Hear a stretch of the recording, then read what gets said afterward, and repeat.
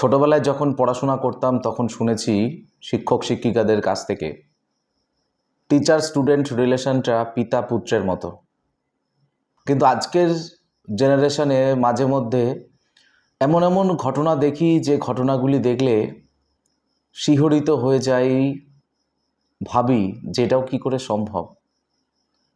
ঠিক সেই রকমই একটা ঘটনা ঘটেছে বীরভূমের রামপুরহাটে।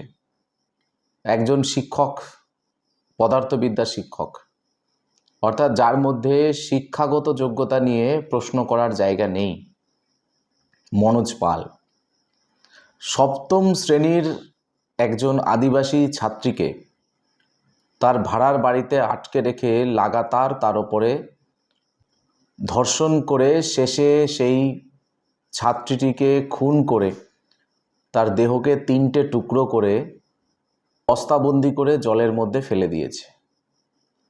এতটা নৃশংস, এতটা অমানবিক, এতটা বিকৃত যৌন মানসিকতা একজন শিক্ষকের মধ্যে থাকতে পারে, এটা ভাবতেই কেমন কাটা দিচ্ছে।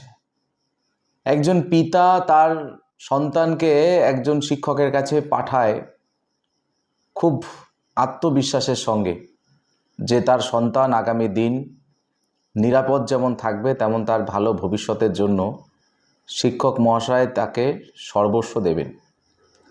কিন্তু সেই শিক্ষকের কাছে যদি একজন ছাত্রী নিরাপদ না থাকে, তার যদি বিকৃত মানসিকতার লোভের শিকার হয়ে যায়, তাহলে সেই সমাজ ব্যবস্থা কোথায় যাচ্ছে?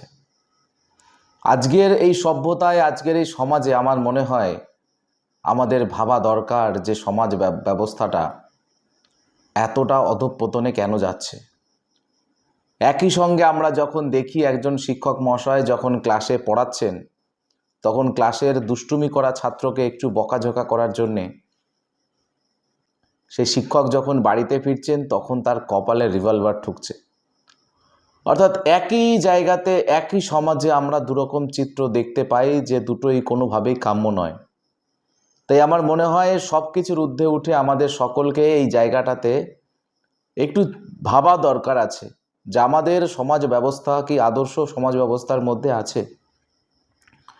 পিতা পুত্রের সম্পর্ক শিক্ষক শিক্ষিকার সঙ্গে ছাত্রছাত্রীর সম্পর্কের মতো থাকে, সেই সম্পর্ক আজকে কোথায় গিয়ে পৌঁছাচ্ছে? শুধুমাত্র প্রতিবাদের রাস্তায় নামলে আমার মনে হয় যেই ধরনের ঘটনাকে বন্ধ করা যাবে না। আমাদের সমাজের মধ্যে এক সামাজিক বিপ্লবের প্রয়োজন আছে। সমাজ সংস্কারকের ভূমিকায় আমাদের সকলকে উঠে আসতে হবে। মানুষের মধ্যে এই বিকৃত মানসিকতা থেকে সমাজকে বাঁচাতে হবে।